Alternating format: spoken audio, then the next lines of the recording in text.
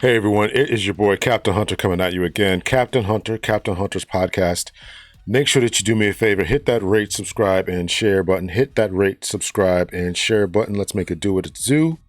Let's make sure the channel is going and growing. Let's get this message out to the peoples, to the masses, etc., etc., etc. So, got a good one for you today. We're going to be discussing Jonathan Majors, star of Creed, or one of the stars of Creed, antagonist in Creed. Yeah, the antagonist in Creed. The antagonist in some of the Marvel movies. We don't know if he's going to continue on in that role, but that's where we're at. So I want to talk today a little bit about the surveillance footage and why this is such an important learning lesson, in particular, for males and black men in particular. All right, so let's check it out and we'll talk about it on the other side. There is no sound, so we'll just keep going. There's no sound, so I can talk through it here. So we can see them starting off in the car. There's some kind of hustle going on in the car. Oh, get off me, get off me. Pushing her, tackles, gets to him. Get off me again, starts hauling it down the street. Does anyone really usually chase their attackers? All right, trying to catch up to him. You're the victim. You're going to chase your aggressor.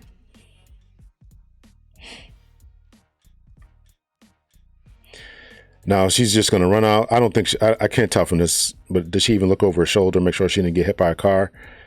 And she's still chasing him, right? They both got some good cardio going on here. And one of the comments section, I'm watching this on Instagram, says that he got his cardio in for the next Creed movie, right? Slow motion there, still going, still being chased. So I'm going to let that play in the background here as I give my commentary about this.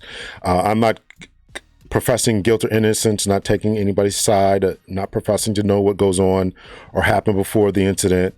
Don't know what happened, or by incident, I mean, the whole chase scene. Don't know what happened inside the car.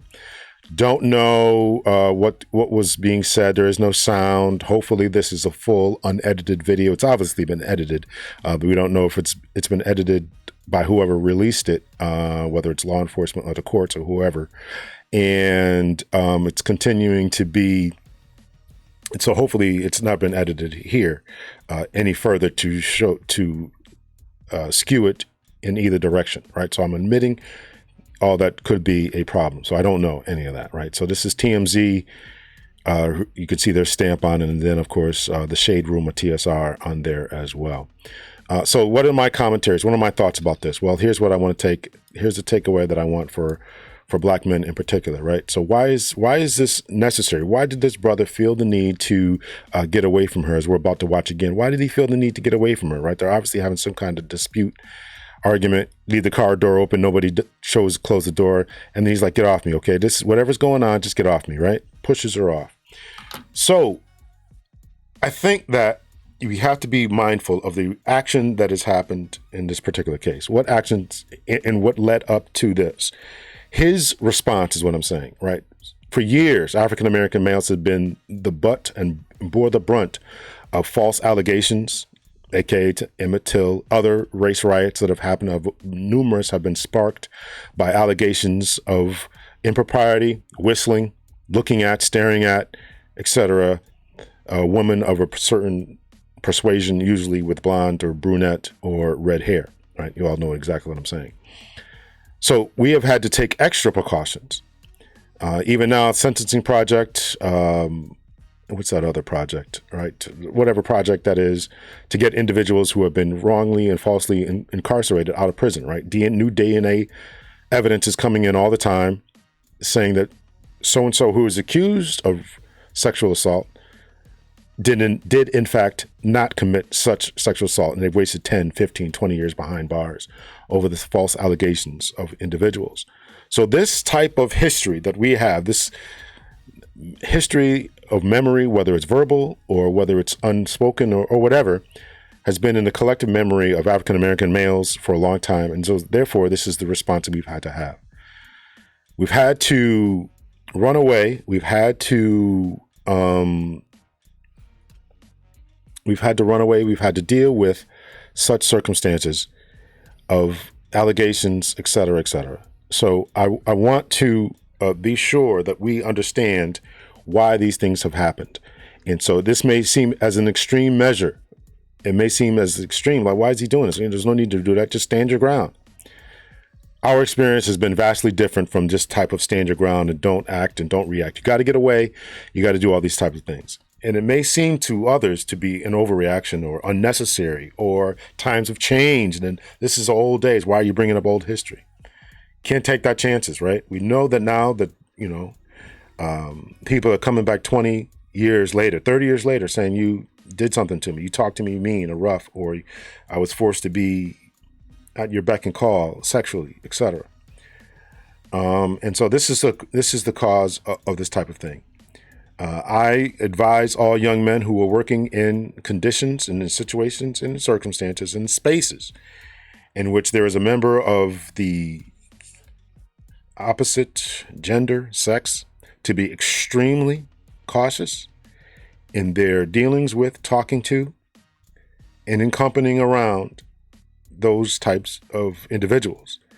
Not because you want to be antisocial, not because you don't want to have a laugh and joke and have a good time when you're in the workplace, but you never know when and if and when those circumstances will be turned against you.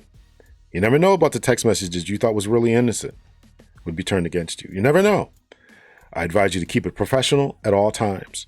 And if and when placed, well, hopefully it's just if, not when, placed in circumstances that are causing you to feel unsafe or you think that certain things are happening, I think that you really should do what you can to maintain safety and security for your own self and think about your future in all of your dealings, interactions, speeches, talks, and all that. I know it's tough to hear, and maybe it won't happen to me, and maybe times are changing, and you can never be too sure. You must protect yourself at all times. You must protect yourself at all times. So, in a more comedic note, I watched this surveillance footage.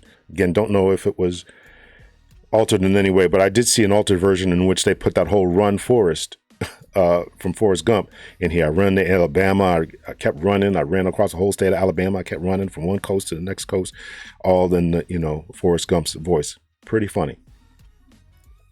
So that's it. Let me know your thoughts, your opinions, right? Or have we gone too far? Or is this going too far? Is this too extreme? Do we, it's not necessary to protect ourselves. I am curious to know what your thoughts and your opinions are about this young brother who's trying to protect his livelihood, his reputation, who's now continuing to fight for his livelihood, his reputation. We don't know if it's going to continue in the Marvel movies. At this rate, who cares? It's probably good for his career not to be in the Marvel movies. Oh, they're just horrible lately. But we got to protect ourselves at all times. Young black men, you must protect yourself at all times. We like to think that we've come a certain way. I want to think that. I want to think that we've come a certain way. But it's always in the back of my mind. Whenever I'm at a certain place. Let me tell a story about my uncle, and I'll leave it off with here. My uncle was telling me a story about him in the 1960s. Right? It's 2023, almost 2024 now. 60 years ago, right? 1960s, he's telling me a story about him. He was working at, I believe, some boat factory or something like that. They made boats or something like that. They sent him off to, I think he was living in Florida, I believe, and they sent him off to Texas, to Texas in the 1960s, to give a speech at boat venue or, conglomeration. What's that word? Congregation of people, going to give talks about whatever business he was in. I'm pretty sure it's about boats. So he gets down there and, he's 1960s, he's a black man, right? He's thinking that I got to step my game up and be extremely professional. A woman comes up to him who's of the fairer complexion, European descent, and wants to get to know him in the biblical sense. So he's thinking he's down in this particular place, in this particular time, at this congregation of well-to-do people giving a speech. It's not going to be him. He is not going to be the scandal of the day. And it would have been easy not to exercise discipline It would have been easy for him to say, okay, nobody's going to know about this.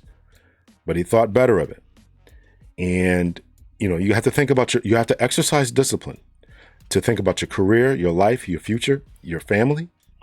And you have to put yourself in this position where you say no and do whatever it takes to make sure that there are witnesses to this no and that it's firm and all that. Now, I'm not saying you can't date coworkers. I'm not saying any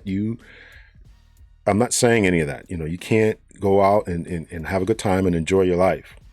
But I am saying you must be cautious and careful and make sure the consent really is consent and that no really means no, and understand it. You must know and abide by the rules of engagement that we are operating under. You may not like them, may think that they're unfair, unpleasant, stifling. But these are the rules of the engagement that we better learn to play. Jonathan Majors, I think, did a great job understanding the consequences, understanding the rules, and making every attempt to play those rules. So, young men out there, understand the rules. Understand that you are behind the eight ball. Understand that it is not fair. It's your word against hers. And with this whole Believe Women and Me Too movement and all this other stuff, that I understand we're on the tail end of that. But just because you think we're on the tail end of it doesn't mean we're in the clear. So you better operate yourself and protect yourself as the I believe he's now late referee. I don't remember his name, but he used to always say, gentlemen, protect yourselves at all times.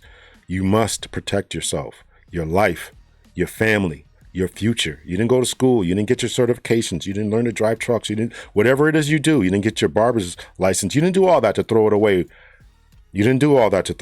So whatever you are building up, keep building, keep going, and do not become sidetracked by any person, place, thing, object. Not drugs, not women, not scam opportunities. Stay on your game. Stay on your grind. And, she's chasing him. So let me know your thoughts, your opinions. Don't know if this is true or not, but I am saying that there is a life lesson to go to this. So learn the lesson. Protect yourself. Be very, very cautious and careful. My son and I having a conversation. And I was talking to someone, who we both mutually knew, and that mutual friend told him something and came back and told me something. And, you got to watch who you're talking to. And if, you got to watch who you're talking to, because you never know somebody's motivation, right? Let me school people on some game that I think that we really need to give out in this sector of YouTube. You have to know who your friends are, who your acquaintances are, and don't ever mix the two. We must learn to move in silence. We must learn to keep our mouths shut. We must learn who we can talk to, who we should keep at arm's length, and all that kind of stuff. There is that saying that I keep my friends close and my enemies even closer. Don't know if I always agree with that, but I think that there is some wisdom to it, that you have to watch who you're moving with, who you move with, who you interact with, who you talk to, what information you allow them to see. People will test you. They will probe and prod and try. My son, he didn't really understand the concept of doxing. And that is the concept that when people want to get to know you and expose you to the world, right, and find out who you are and what you're about, they'll dig into you, however they do it. I don't even know really about all the methods that they use to do it. And then they'll expose you on the internet, trying to get you fired, trying to get you this, trying to get you canceled or whatever. And that's crazy. It's crazy to think that people would do that. But this is the way, and this is the world of which we live in. And so you got to be careful about what you allow to be online and who you're talking to and who you're dealing with and what information you allow to be known and all this kind of stuff. So let this Jonathan Majors thing be a lesson to you. I hope the words that I've said be a lesson to you. Watch yourself, protect yourself at all times, protect your image, protect your reputation, protect your name, protect yourself physically, financially, emotionally, psychologically. Get away from people who are energy vampires, all that kind of stuff, right? So I rambled enough. Learn a lesson from this. Let me know your thoughts, your opinions. Much love and peace. Rate, subscribe, and share. Thank you so much.